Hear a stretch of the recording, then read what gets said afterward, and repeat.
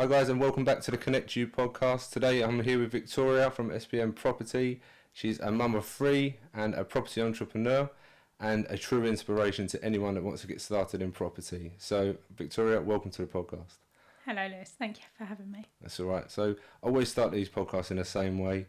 Take me back to when you first started. What was it like for you growing up in South London? So yeah, I grew up in South East London with my mum, my dad and my sister. It was, well, I think it was a very ordinary childhood. You know, there was the 4 of us. We lived in our little council house. Mum and dad went to work. Me and my sister argued more days than we probably didn't. Yeah. But yeah, it was just, I've said to other people before, quite often when you listen to people on podcasts or listen to them on stage, they've got like these stories of like truly dark moments. And for me, I just think I'm quite ordinary. It was just an ordinary upbringing. So you lived on a council estate, South East London. Yeah. Is that what drove you to invest in property, or? No, honestly, I really didn't have that much interest in property. My husband did, and one night he went out, and I thought he was at a networking event promoting his locksmith business. And then he came back, and he was showing me some bits and pieces he'd picked up, and I came across an invoice for £1,000, and I was like, "So tell me where you've been again?" Yeah. And he signed us up to a property education weekend. And I went into that weekend thinking perhaps if we could get a house for each of the kids as like a little inheritance, that would be great. And when I had my eyes open to just what you can do with property, I was like pinky in the brain. I was ready to take over the world. So I was like, let's go. Right, okay. And obviously, growing up, tell me what it was like growing up on the streets of South East London, because I know that you didn't have it as easy as you're making out. Well, it was fine. It was a lovely little street, and predominantly all council houses. There was a few that were privately owned, but up and down that street, I knew that I could knock on any neighbour's door. I'd be welcomed in, I'd be fed, I'd be watered. There was a bunch of us that used to go out and play from, I don't know, 9 o'clock in the morning, something like that, until kind of your mum called you in for tea. And it was a council estate, but it was, I think, quite an idyllic childhood. I got to go out and play. You know, we didn't have buckets of money. I didn't go on expensive holidays. We didn't have designer clothes. It was just an ordinary upbringing. But for me, I look back on it with great memories, because it was just lots of fun. And what was your family life like? That was fairly normal. You know, my mum and dad went to work, and me and my sister went to school. My sister's 6.5 years older than me, so there's a fair age difference. By the time I was kind of just starting secondary school, she'd met who was going to be her husband, and she was ready to move out and settle down. But yeah, just like I say, nothing special. Because you've told me that your mum and your dad suffered with an illness, didn't they? Forgot about that bit, sorry. It's so ordinary to me that I kind of forget. Yeah, so both my parents are disabled. They suffer with a type of dwarfism called Achondroplasia, which means their arms and their legs are a lot shorter than everybody else's. So at 5'2", I was the tallest person in the house, which when you come out in the big world isn't really that great. But so I grew up with them with their disability. It meant helping them with certain things. So it was always me up in the loft, or me changing the light bulbs, or changing the clocks when the clocks change. But so there was an element of caring, but it was what it was, really. How was that at school? How did that impact you at school? People had quite a lot to say about it. My sister resorted to punching them in the face. That's how she coped with it. But I've never liked confrontation. So for me, if they came up and went, "Hey, your mum's only little," I'd just go, "Yeah, I know." And I found the bullies just backed off, because you can't respond to that. If someone just goes, "Yeah, I know," and doesn't rise to it, there's then no comeback for them. So I found that the easiest way. And it wasn't because I was trying to be clever. It wasn't because I was trying to be brave. It's just I don't like confrontation. So I found that the easiest way to disperse it. So you've always, from that, cared for your parents, and then obviously you've helped your sister as well by saying that this is the easiest way to transition out of the confrontation side. She's always had a bit of an issue with coping with her disability, I think, whereas like I say, I just found that the easiest way to disperse it. And then as we've grown up, obviously I've kind of cared for them a bit more. Mum's now in a mobility scooter all the time. She's lost the use of her legs, so again there's a bit more caring involved. But you do what you do, don't you? You just Absolutely. Look after them. That's what you've got to do now. And then you haven't touched on this part as well, but people that don't know, you've actually you was a vet. You started to be a vet as well. Yeah, so from about the age of 5 or 6, I wanted to work in a vets, and that was always my passion. And I left school, became a veterinary nurse. So I think helping people, I think I've discovered, and kindness is one of my core values. So yeah, left school, became a veterinary nurse, qualified as veterinary nurse, became a head nurse, and managed, I think it was 24 practices across Essex and London at one point. 24? Yeah, and for a group that had 24 practices across Essex and London, so that was quite busy. Where do you think you get the drive from to do that? That's a way. I always found that a bit of a tricky one. I think it's because, like I say, we never had a lot as kids. I had a great childhood, but we never had a lot. And moving forward, I want freedom from the constraints for 9 to 5. I want freedom for my kids. If we decide on Friday night we want to go to Centre Parks for the weekend, I want to be able to just book it. If I decide next week let's fly off to Greece for a week, I want to be able to do it. I don't want to have to worry about where the money's coming from. I don't want to have to worry that my kids are going to be trapped in a 9 to 5 job making someone else richer. So I think it comes from, you always want better, I think, for your kids generally than what you had. And I think if you look at every generation does have slightly more than their parents had. But for me, it's predominantly about having a freedom. And then the time, as like you touched on briefly earlier, is to look after your parents. Yeah. And like mum had a knee replacement 3 years ago. Yeah. And there was a 9-month wait for a knee replacement, and it was £10,000 if you'd got it done privately. And I wished with all the might in the world that I could have just gone, here you go mum, there's 10 grand, go get your knee done. And it wouldn't have been an option. It wouldn't have been an issue to be able to pay for it. That's the kind of thing that I want to be able to do. So take me back to when you was a nurse. What sort of struggles did you have during that period? Probably the biggest one was when I slipped a couple of discs in my lumbar spine. So like I say, worked for too many years. I won't tell you how many because that'll age me. But yeah, so worked for a long time as a veterinary nurse. Stopped briefly when I had my first daughter, and then went to work for an emergency clinic. So I was senior nurse.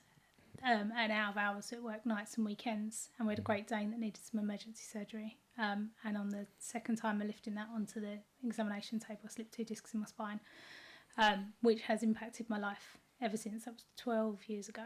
Oh. And yeah, it's put me in hospital a few times. I've had several steroid injections. I've had my right leg electrically denervated, so my sciatic nerve in my right leg doesn't work anymore. Which stopped the pain, which was great. So how has that impacted your everyday life? When they go, I can't drive, I can't walk. When my youngest daughter, who's nearly 6, was a baby, it was really bad. They went in July and then they went again in January. And when she fell over or when she was upset, she would run past me to somebody else because she knew I couldn't pick her up. And as a mum, that's heartbreaking to watch your daughter run past you to someone else to pick her up. That completely did me. And in January 2019, I ended up in hospital for about 8-9 days because it was so bad. I couldn't walk, couldn't drive, like I say, couldn't do anything. So I ended up in hospital for over a week. How did you deal with it? How did I deal with it? Well, I was on some pretty hefty drugs while I was in there. It was fine. But then as I came out, they kept telling me it was all psychological. All my pain was psychological, and it made me feel like I was slightly crazy. And I didn't like that feeling. But then I had a great physio who said to me, it is all psychological, but you can't control it. Your brain is sending out pain signals that you have no control over, so don't stress on that bit. And they kept telling me not to be afraid to exercise. But when you've had, like I say, 9 days in hospital and it's been a recurring thing over many years, you're terrified to exercise because anything that makes your back kind of wince slightly is like, I'm not doing that. I'm not brave enough to put myself back there. But he said you've just got to kind of retrain your brain and you've just kind of got to keep moving, and you can do anything you want. I was like, seriously? And a lot of my friends at that point were doing the couch to 5k, and I was like, can I do that? And before that, I'd only ever run a bath. I was not built for running. And he went, yeah, if you want to. So I worked my way up through the exercises the physio gave me, and then started the couch to 5k. And I literally, running for a minute, killed me. I was like puffing, I was red, not attractive, sweaty mess. And I remember about I think it's about week 6, you go from running for 8 minutes to 20 minutes. I was like, not in your life. There is no way I can run for over double what I'm running already. And I had a really bad habit of flicking to the week ahead. And So I looked the week ahead and I was like, 20 minutes. There's no way I can run for 20 minutes at the end of next week. No, and I just kept thinking about it. I was like, 20 minutes? I can't run for 20 minutes. I can't run for 8 at the minute. And then I kind of thought about it and I thought, but they wouldn't put it at that point in the programme if everybody stopped. If everybody gave up and went, I can't do it, they would move 20 minutes further down the programme. So I kind of was like, maybe it is possible then, maybe you can do it. So I kind of flipped the mindset, and I'm a big believer in positive mindset, but flipped the mindset around and was like, okay, let's give it a whirl, see how far we get. And I did it, and I came home so elated that I'd managed to run for 20 minutes. It was a real achievement. And then finished the couch to 5k. And then it dinged up, why not try a 10k? So I was like, yeah, okay, why not? So I did a 10k. That led on to a half marathon where I raised, I think it was £700 for dementia and about £300 for Teenage Cancer Trust, and entered a charity race to help a women's refuge as well. And then I decided I'd set my sights on the marathon. So in October last year, I completed the virtual London Marathon and raised, I think it was about £1,500 for Dementia UK. So, over the moon that I've gone from 9 days in hospital to completing a marathon. And next year, my sights are set on an ultra, 50 miles. Here I come. That's absolutely amazing. I think anyone that's listening will need to reach out to you and say congratulations from not being able to move, not being able to pick your daughter up, to now doing an ultra. Yeah, and I almost forget about the backstory sometimes, and I'll say to people, oh yeah, I ran the marathon in October, which obviously is an achievement in itself.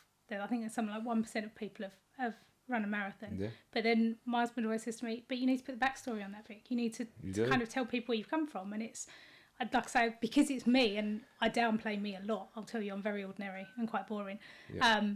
But yeah, I kind of forget that in 2019, I literally, like I say, hospitalised for 9 days. I was being pushed around in a wheelchair because my legs just weren't working. And then, like I say, next year I'm planning to run 50 miles. So, yeah. I think it just kind of thing that if I can do it from there, then anyone can manage it, surely. And this is the point of this whole podcast, and obviously people watching on YouTube will get to see from where you've come from, and get to see that you was, say, bedbound. You was on a lot of drugs from what you said. Yeah, they were great. And now you're going to be running an ultra. You've completed the marathon. You've done the couch to 5k. Then you've done the 20k. Then you've done the marathon, and now you're going to be doing an ultra.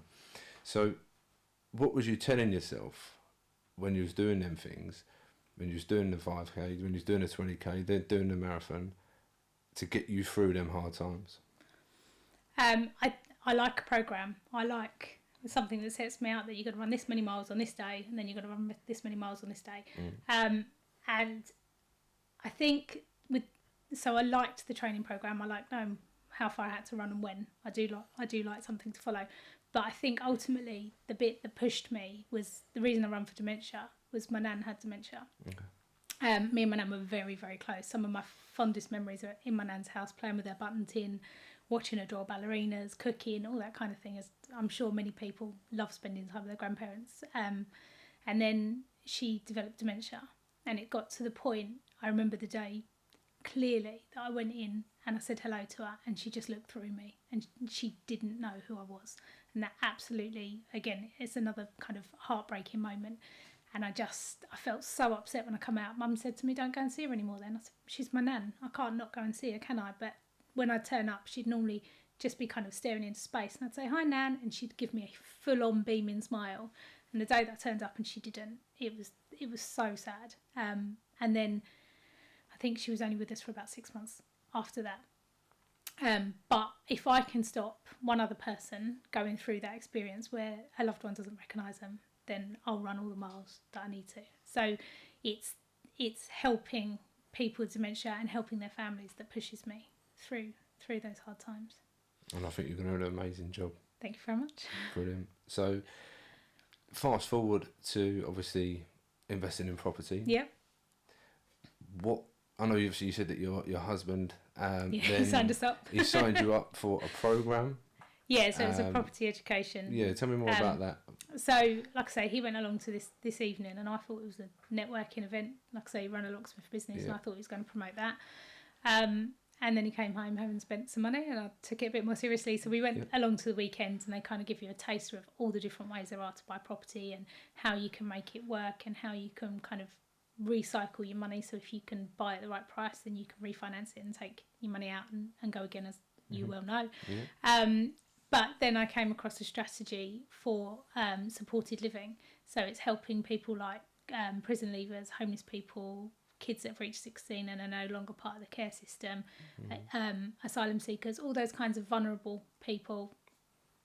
And I just, again, going back to that whole kind of kindness and helping people thing, it completely fits with my core values. So 75% of our portfolio now is out supported living, and it's helping vulnerable people. And I like the fact that I can help people, but I'm also running a successful business through it. I'm making money to fund a lifestyle that I want for my family. So for me, everyone's winning. And I think one of the best parts of it, the first people that we housed in one of our properties was a young lady and 2 kids, and it was about 10 days before Christmas, and they turned up with nothing, just literally kind of a suitcase full of clothes. So I said to my managing agent, I want to buy them a Christmas tree. And he was like, what? I was like, the kids haven't got a Christmas tree. So I ordered one online, they picked it up, and apparently she just broke down in tears and like was hugging the guy that dropped it off. So for 30 quid or whatever it cost me, it made her Christmas. And I think stories like that just are the reason that people should get involved, and the reason that you should invest in supported living. And how do they? How do they? From when you first started, how long has it taken you to get to where you are now, and how do people get started in supported living? So we've been investing for about 3.5 years. And I think education is key. You need to understand what you're doing. Investing in any shape or form is risky. And I'm not FCA regulated, so this isn't advice, it's just my opinion. But yeah, any kind of investment is risky. We all know that. And I think you need to be as educated as you can be to mitigate as many risks as possible. So understand how to invest in property, educate yourself, and then for me, it's contacting providers and finding what it is that providers want. So we had a lady contact us recently, and she's got a 5-bed house that's been being used as SA, and now the serviced accommodation bubble is starting to slow. She now wants to put it somewhere else. And she's like, I've got this, I want to put it out to a provider. And it's not always that simple. It's not necessarily the right kind of property for the providers in her area. So you need to contact the providers, you need to understand what it is that they're looking for. Are they looking for 1-bedroom flats? Are they looking for 5-bed HMOs? What are they? What is it that they're looking for? And then you can find the right kind of property for them.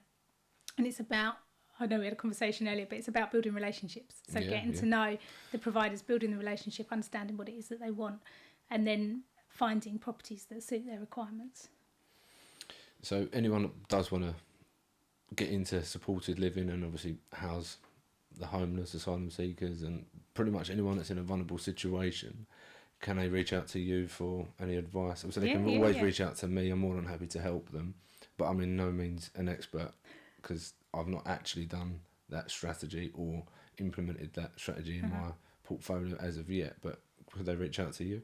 Yeah, of course, yeah. I'm happy to share with you email address, that kind of thing, and they can reach out Facebook, however they want to contact. Perfect. So what's next for you? What's apart from the ultra? Apart from the ultra. So to continue to grow my portfolio, my aim is to get it to over £1 million. So we're on the way. We're not there yet. To continue with my supported living, to try and spread the word about supported living as much as possible, because like I say, from an investment point of view, it makes sense, and from an ethical point of view, it makes sense. So I don't understand why more people don't do it. To increase my portfolio, we're looking at some commercial stuff as well, potentially some commercial to residential conversions. And what about personally? I know you're doing the ultra, but personally, what's the end goal for yourself? Obviously, I know you got the ultra, but is there ever an end in line? What does that look like to you? I was thinking about this morning, funnily enough. I guess I'm not very good at looking back and recognising what I've achieved. I kind of tick it off and then move on to the next thing. But I guess it's being in a position where finance isn't an issue, and like I say, we have the freedom to go or to do whatever it is that we want. So I'm guessing when I get there, it probably won't quite be enough and I want to move on to the next thing. But at the moment, yeah, it's been in a position where I've gone from being that ordinary girl that grew up in a council house to being someone who can just say yes to anything and not have to consider what it's going to cost me. So, just to recap, you've gone from the girl in South London, the ordinary girl who you still class yourself as, that's now, well, essentially an ordinary girl in South London that's gone on to be a veterinary nurse looking after 24 practices, yeah. to then injuring yourself, bedbound, running a 5k, 20k, 10k, 20k, marathon, now an ultra potentially. Yeah. Well, you will do. I have no doubt about that. To growing a portfolio. Yeah. And you still class yourself as ordinary. You're not. You're an inspiration. Thank you very much. You are an inspiration. Really kind of you to say. You're not ordinary. I can promise you that. There's very few people that will do it. And like you say, when you kind of, if you look at it in the fact that you've gone from being in hospital to running a marathon, that's, without sounding big-headed, that is pretty cool. But it was just, to me, it is what it is, you know. I spent a week in hospital and I'm out and I'm fine. So it wasn't a big deal. Well, isn't a big deal now. Wasn't. It's not necessarily to yourself, but that, what you said there, will change someone's life. How you've done it, what inspired you to do it, because I can certainly relate to you, because when I come out of hospital, or when I went in to have my leg or my ankle fused, I've done exactly the same thing. I come out, I've essentially what I've done is done exactly what you've done, got the weights out, stayed healthy, stayed fit for the recovery purpose. I was like, my head is, I'm just being focused, laser focused to get recovered, so I can be healthier, stronger, fitter for the kids, get back into work, get back into the business. But to me, that was the norm. But for anyone else, it'd be like, don't need to do it. No. But to articulate that to someone else, why? They're like, well, that's not the norm. Very hard for other people to understand that. But when you're that driven, you've got to do it for the right reason for your kids. Yeah. But, and I guess a lot of people now, I think where we've got such instant gratification, they want the quick and the easy path, don't they? They want to be a millionaire overnight. They want the quick fix. Everything is about having a result easily and instantly, isn't it? And I think from what I've been told through my coaches, is anything that's worth having, you have to work for, and it takes time. And I think I'm starting to realise that is quite true. And the longer and the harder you work for it, the more rewarding it is when you finally get it. And I just think a lot of people, because they can have everything now, like with Amazon, you can have it, well, unless you live where I live, you can have it the same day. It always says same day delivery, and then it's like, yeah, that'll arrive in 3 days. But it's all easy and it's all quick. And I think a lot of people have lost that kind of drive to work for stuff and to take the time and the dedication to put into it. Yeah, absolutely. It's my personal opinion. No, it is. Everything's like, you can have it now. I mean, I completely agree with that. But you can see there's a trend, like you mentioned with service accommodation, there's a trend of people now just going, yeah, I'm going to slowly veer off from that. Even in property, in business, in whatever it is, people are lazy. Yeah. That's what it is. Fitness. A few months ago, Molly May from Love Island was criticised because she was interviewed by Stephen Bartlett, and she said that she'd reached the success she'd reached more than the other contestants because she'd put the hard work in. And she basically said, if you're willing to work hard, you can have whatever you want. Yeah. And she was absolutely slated for it. And I was just like, but it's true though. If you put the effort in and you work hard, you'll get, not necessarily in a 9-to-5 job, but if you're willing to put the effort in, you'll get results, won't you? In her field, she's probably one of the best. Yeah. But that's all you need to be in your industry, in your niche. That's all you need to do. And that's why I said I've not done it. And it does align with what I want to do, but at the minute, obviously my business is doing all right. So once that's done and it's finished and I'll park that to one side, I will move over and have a go. And the first person we're going to is yourself. And that's what I'll do, is when that business is done, we go to you, then we can have a look at it. But you're so right in what you're saying. People just go instant gratification. Now we move on to the next thing. And Amazon FBA. You see it all the time on social media. 10k in 90 days. It's bollocks. It doesn't fucking work. All you're going to end up is 25 grand poorer because you've paid that muppet over there who's telling you you're going to be 10 grand richer in 3 months. Yeah, well, you might get 10 grand in 90 days, but try and get that consistently. Yeah. Like, this is fucking hard work now. But, again, I might be a bit brutal with people, but again, that's why people come back and they go, well, it comes back to them building relationships. But it's honest though, isn't it? Yeah. You know, you're honest and you're straight. And what is the point in dressing it up? If it's not going to work, it's not going to work. No. Again, that's why people, like we said earlier, people want me to go and speak with them because I'm not going to beat around the bush, not going to tell you shit, because this is what you're going to get and this is what you've got to pay.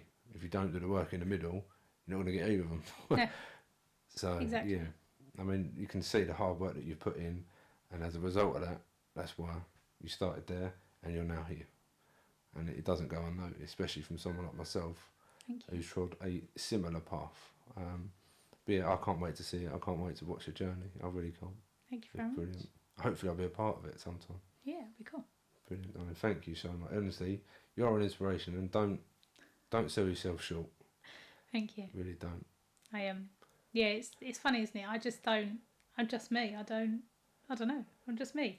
And like when we took over the networking business, the couple when we were out for dinner with them, and they said to us like, we're looking at stepping away from IMN, and we thought of you and Glenn to take it over. And it was one of almost the moments where I was like, who are they talking to then? It's not me. And they were like, we think you'd be a great fit. And I've, like you, never done any speaking, any public speaking. I've been interviewed now. I think this is about my 5th podcast, but this is the first one I've done face to face. The rest of them have all just been on Zoom. So it's not been, I don't know, it's been a bit easier, I guess, because it's just on a computer. But the thought of standing up in front of a room of like 50 people and speaking to them and introducing the speakers, and I was a bit like, I'm not qualified enough for that, not little old me.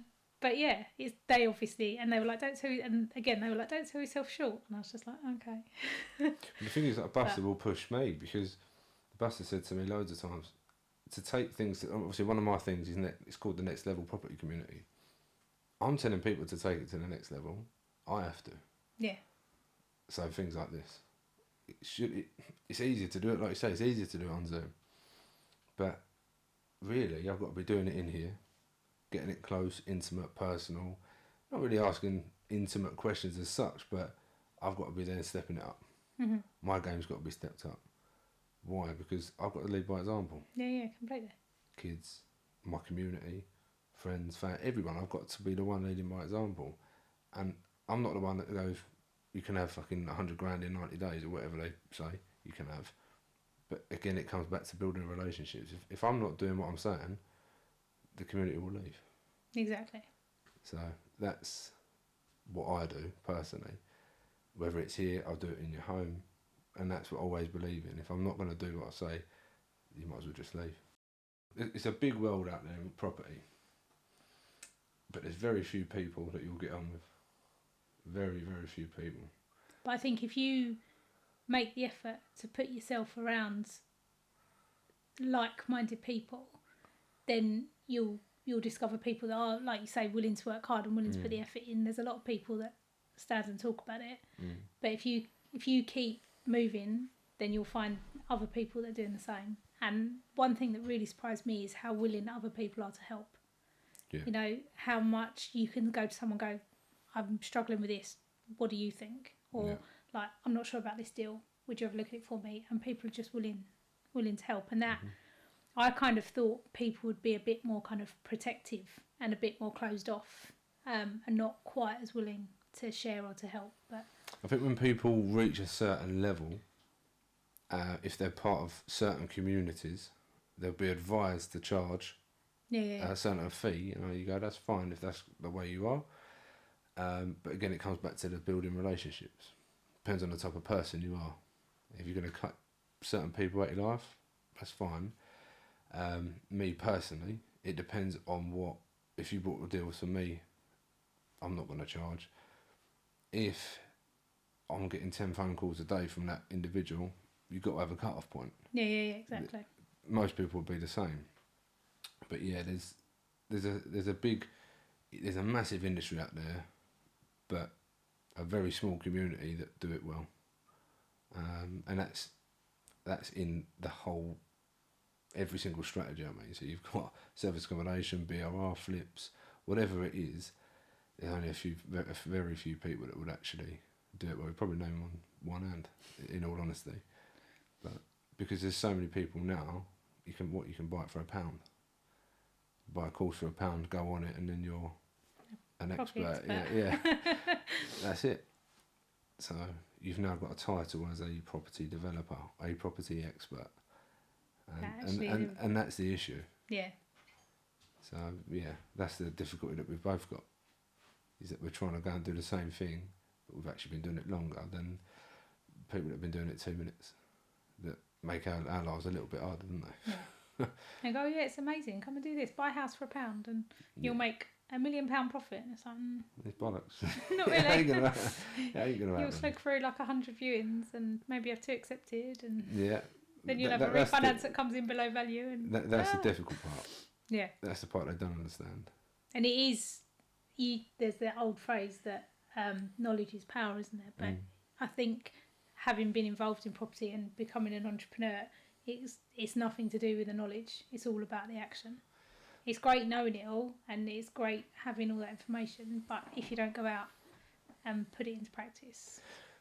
Absolutely. I mean, my clients yesterday, just as an example of that, Andrew and Kate, he's ex-army, and he absolutely loves one of my clients' service accommodation.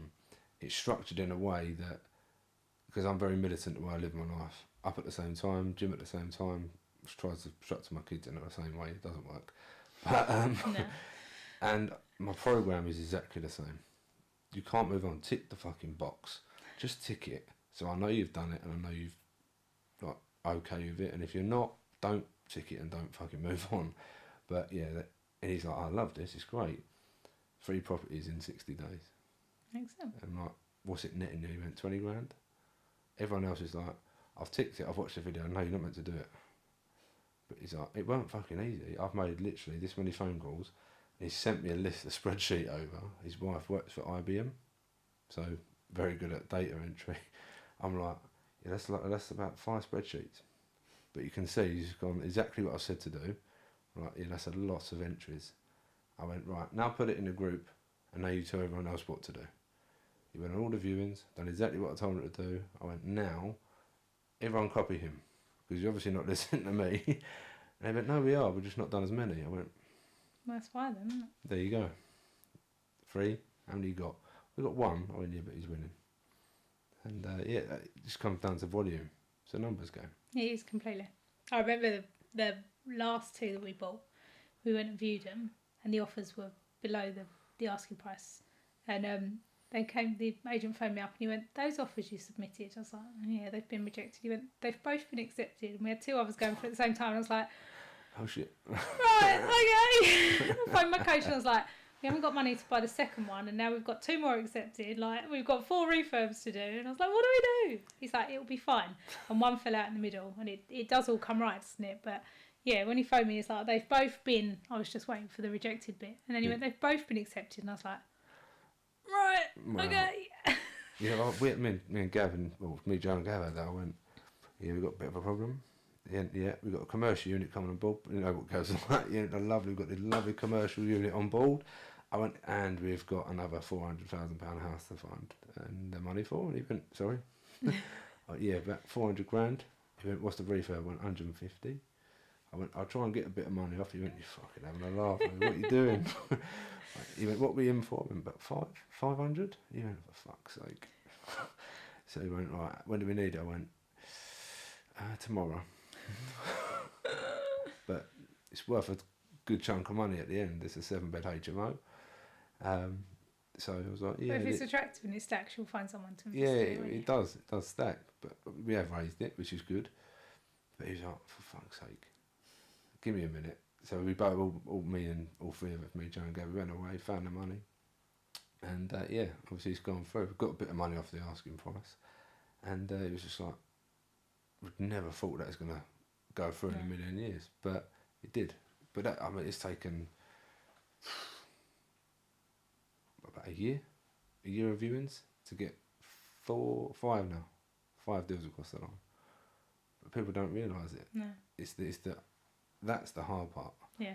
And we've got a spreadsheet of viewings. It's like fucking hundreds of viewings. Gav's everywhere, isn't he? He's like, he's a proper little ferret all over. He's just like, it is. But yeah, like Roadrunner. He is. But the thing is, you're putting about 50 grand below, and no, that's fine.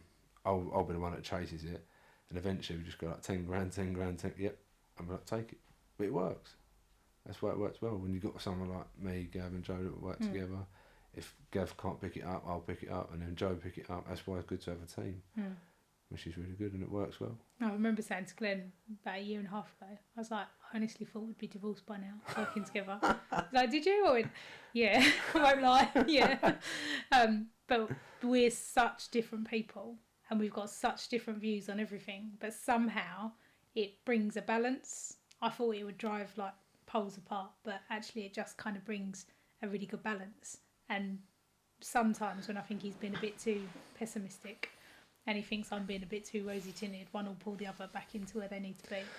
It's really interesting. Tell me more about that. Tell you more about it? Yeah. I'll tell you more. Very, very different people. He moans that I always go, yeah, it's going to be fine.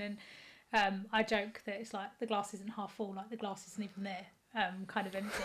But that's probably a bit extreme, probably being a bit harsh. But yeah, we are very different ends of the spectrum on a lot of stuff. So working together, I was a bit like, oh my gosh. And he loves a spreadsheet. And I've discovered that I am very right-brained. I like the floor plans and the new kitchens and that kind of thing. Whereas he's like, spreadsheet. And I'm like, oh, bore off. I don't like it. I'll have a scrap of paper and a calculator and I'll be like, yeah, that stacks, that's fine. Yeah. So very, very different. And I did worry that it would cause problems because we are such different people. Has it impacted it at all, your marriage? No, not really. There's the odd kind of, well, I disagree, kind of tense moment, but I don't know, somehow it just always seems to work. It always seems to come back. That's interesting. I actually got divorced. Did you? Yeah. Oh, really? Over property? Yeah. It was over property. Oh, I was only joking. Sorry. No, I don't mind it because it's real, it's raw. This is what it is. I actually got divorced through the... This was me and our laser... I'm just like blinkers on, nothing else matters. I actually got divorced over it. I put so much pressure, and it was my fault, but so much pressure on my wife. I'm back with her. I thought, do you know what? Nothing else matters. And it was the same when I bought my debt recovery business. Nothing else matters apart from me buying it because I'm doing it for my kids. I think that, and I don't mean to offend you here by saying this, but I think that's a very male perspective, that you're kind of the caveman and you've got to provide. I agree. And I don't mean that. I don't mean that offensively at all. But I think there is an element of, as a man, you have the need to provide for your family. Yeah. And I know that earning for us is Glenn's biggest priority. Mm-hmm. And providing for us is his biggest priority. And I know that without a shadow of a doubt. But obviously, if you are that kind of laser focused and you're not quite seeing everything that's going on around, then that can cause issues. And that, yeah, there are times when, like I say, we'll pull each other up, and there are times when I kind of just go, yeah, okay, I know I'm wrong, I'm sorry. And I think that's probably the biggest thing, is one of us will realise when the other one's right, and we'll just kind of acknowledge it. Absolutely. I mean, like I say, I got divorced and I thought, do you know what a fucking mistake that was, because I'm not rash with the decision making, but I thought I can do this on my own. Not a chance. Because small things like, although she wouldn't be in the business, my meals would be done, clothes would be ready, small things like that I didn't have to worry about. It would all be done, so I could just go and buy a house, whatever it would be. But I took that all for granted, and people don't realise that if you've got a partner that supports you, I took it all for granted. Not that I do now.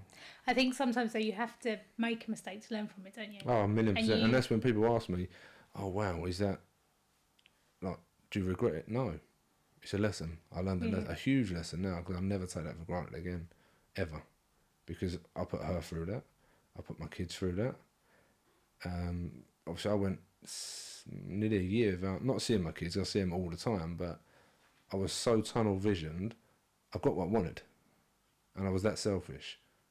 But they had to be put through that, and it is what it is. But when people ask me, yeah, I did do that. But I think to flip that round, you always make the best decision that you make at the time. That is, and I listened to a podcast on it, assuming good intent. And when you look at someone, and the classic example, they said, think of someone that really, really irritates you. Bit of a few there. Yeah.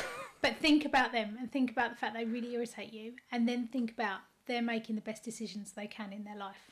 They're doing the best with what they've got. And that, for me, really turned my perspective on people. Because there's one person in particular who frustrated me, a family member, frustrated me no end on regular occasions. And I was like, why can't you just do it like this? Why can't you just do it like that? And then when I listened to that podcast, and they were like, just think about that. That person is making... No one lives a bad life. Everyone lives the best life that they can live. So if they're doing the best with what they've got, they might not have what you've got. But they're doing the best with what they've got. And they're making the best decision that they can. Do you believe that? Yeah, I do. See, Glenn doesn't either. You're very much like Glenn. But this person that I think of, they've got an addiction. And it's driven a massive wedge between us. And when I look at the choices that person has made, they've been fueled by their addiction. But I do believe that they have done what they thought was best at the time. And it's completely transformed my relationship with that person. Is there not a chain of events that's led up to that addiction? Because I've gone to, give an example, I've been to rehab, but there's been a trail of events that have led up to me going to rehab a long, long time ago. But there's been a chain of events that have led to me going to that point.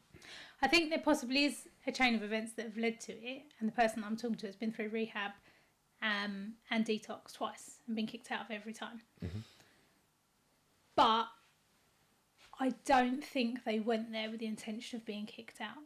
I think it's just that they were struggling to cope, and they were doing what they felt they had to do at the time. But I do believe that everyone wants to live their best life. And even if we deem it a bad choice or a selfish choice, it's the best choice that they can make in that situation with what they've got. He doesn't agree at all. It's not I disagree. I think people have got different ways of living. Yeah. That's all. But I don't think anyone sets out to live a bad life. No, I agree with that. So I think people could live a better life. They could if they made different choices. Yeah. But I think that's potentially because you and I have perhaps a bit of distance, a bit of perspective, different tools, different attitude. Yeah. But where they are and with what they have. Does that frustrate you? Because this frustrates me. And this is something I struggle with. I don't know if you struggle with it. Looking at someone that's got the ability, but they've got no drive. Like, I'm not intelligent at all whatsoever. Like GCSE is none, but I've got a lot of drive. If I say I'll do something again, I actually gave the family up to go and get what I wanted. Mm-hmm. But someone that's got loads of ability, got loads of GCSEs, but they've got no drive or ambition, does that frustrate you when you can see it in someone, but they don't want to go and achieve it? They just want to. I think that would depend on who it is. If it was someone I cared about, I think it probably would frustrate me. Yeah, but the person I'm talking about, yes, I have been quite frustrated because this person is more intelligent than I am, but I don't think intelligence is everything. Like I say, I think you've got to have the drive and the determination. I have been frustrated with them, but again, I think if you look at it from the perspective that with what they've got, that's the best they can do, then you're never going to, like you said, your kids, you can't get your kids to work in the military style that you want to work. I can't even get my 15-year-old to keep her floor tidy. So, but I think it's kind of I don't know if I'm going to articulate this properly, but it's about respecting that that's what they've got and that's all they can do, and you can't instill that drive and determination into them. You can't make them do it. No. So like the 15-year-old on her floor, she wants her bedroom decorated, and I'm like, you can have it decorated when you can keep your floor tidy for a month. So far I'm winning. I've not got to pay out for new paint, but so to me that frustrates me, because I think, how hard is it? Like, there's hair clips on the floor, just pick the hair clips up. Yeah. Pick the washing up. I've washed it, I've ironed I know it. that feeling. Put it away. How hard is it? And they moan when they've got to put the washing away. I'm like, I've washed it, dried it and ironed it, folded it. What are you complaining about? Yeah. But so I guess that kind of thing frustrates me. But again, it's their choice. I can't force her to do it. I've tried, but you can't force someone to do something they don't want to do. So I guess I kind of make peace with that and just think that's your choice. What's your coping mechanism? Running. Running now. I knew you was going to say that. Running and baking. Okay. Yeah. Baking. Yeah, I like baking. So you eat a cake and then run it off. I don't like eating it. I don't like cake. What? I don't like cake. Wow. Yeah, no, baking. I like feeding people. I'm a feeder. So feeding people, cooking, baking, and then running. If my head is a mess, if I go for a run, we live on the beach. If I go for a run along the seawall, then I'll come back a much nicer person than I left. Brilliant. Yeah, that's what saved me, running. But no, I can't really now. But if I need to get Can you out, cycle or not? Or does that? with great difficulty, because it puts my hip and my back out. Okay. I have to cycle like a proper old-fashioned woman because of my back. Yeah. If I'm like that with the handlebars, yeah, so I can't move for a that's couple why of I'm days. sitting like this now, because obviously my hip, if I'm like this forward, where my ankle doesn't, because if you imagine Pingu, Yeah. it's like, just like that. But they want to fuse this one as well. But cycling, yeah, I'm pretty much like that. So it's more like low intensity get an stuff. old woman's bike. Yeah, like me. with a basket Right, out. Yeah. Yeah, that's what it is. But you make adaptations to everything. You get it. You just get it done. And you just have to get it done. But then, like I say, it comes back to the frustration thing. It doesn't have to be intelligence, like you say. It can be anything. Right? Well, if you want to become healthier, do exercise, move more, eat less. It's not fucking hard. Just do it. Again, I was listening to a podcast the other day while I was running, and it was these two women about body image, and they were talking about body privilege, and they're both larger women. I think one was a size 20 and I think one was slightly bigger, and they were talking about how you can be healthy. I'm probably going to get shot down for this, but they were talking about how you can be healthy at any size, and I think there is an element that you can be thin and unhealthy. I completely acknowledge that, but I don't necessarily agree that you can be a size 20 and perfectly healthy. I think you are putting your body under stress. I think your heart, your lungs and your joints are all under stress. And again, possibly going to get shot down for it. But if you are moving more than the calories that you're eating, then you're not going to be a size 20. So I would argue, although you can eat a balanced diet and you can eat lots of fruit and vegetables and you can be a size 10 and eat a load of crap, I'm not disregarding that at all. But I don't know how much I believe that you can be a larger size and healthy. I think if you want to lose weight, then you've got to move more than you're taking in. Well, yeah, no, I completely agree. I completely agree with it, and it come back to the same point of like with me and the epilepsy. People say to me, "Well, you should really rest up. Like, you shouldn't do things to the extremes that you do them." Well, I don't. If I don't exercise, the amount of medication I'm on will make me gain weight. So therefore I have to exercise. That will therefore increase performance in my business. So it's a knock-on effect, it's a snowball effect. It will increase my mental health will suffer if I don't exercise. So it's a massive snowball effect, and people look at it that way like, oh, I didn't know that. Well, you wouldn't, because you're not experiencing it. No. And the same thing with yourself. If you don't, especially when you live at home with kids, anyone listening that's got kids, if you don't exercise, if that's your coping mechanism, fucking, I don't know what it is, but tell me. Like mine, I don't knit. Like, you know what I mean? Or I don't paint. I can't be doing none of that. I need to get out of the house. Most people would be get out of the house and do something. So for me, it's exercising, but I've had to adapt the way that I do it. Like, it used to be powerlifting. Can't do that now. I so want to have a go at that. It's brilliant. do it. So want to. Just lift heavy weight and smash stuff around. But I used to be, what was about 23 stone, didn't I? Used to be a big boy. I used to be at 23 stone, but I stripped it all the way down to 14. Okay. Lost loads of weight. Now I'm back up, but I can strip that back down again. But you're completely right on what you're saying. I was a lot healthier. I was quite unhealthy when I was really thin. But when I was slightly, let's say about 15 stone, I was healthier in myself. I could move more. It was a lot better. My ankles were a lot healthier. Epilepsy, sleep was a lot better. Business performance was a lot better. Everything was more, it was better. So for me personally, I completely think agree. health and fitness is massively important. Victoria, it's been a pleasure having you on. Thank you very much. I'd love for you to come back on and tell your story again in another couple of months' time. Yeah. You helped a lot of people, and please continue doing what you're doing. Thank you very much. Thank you for having me. Thank you.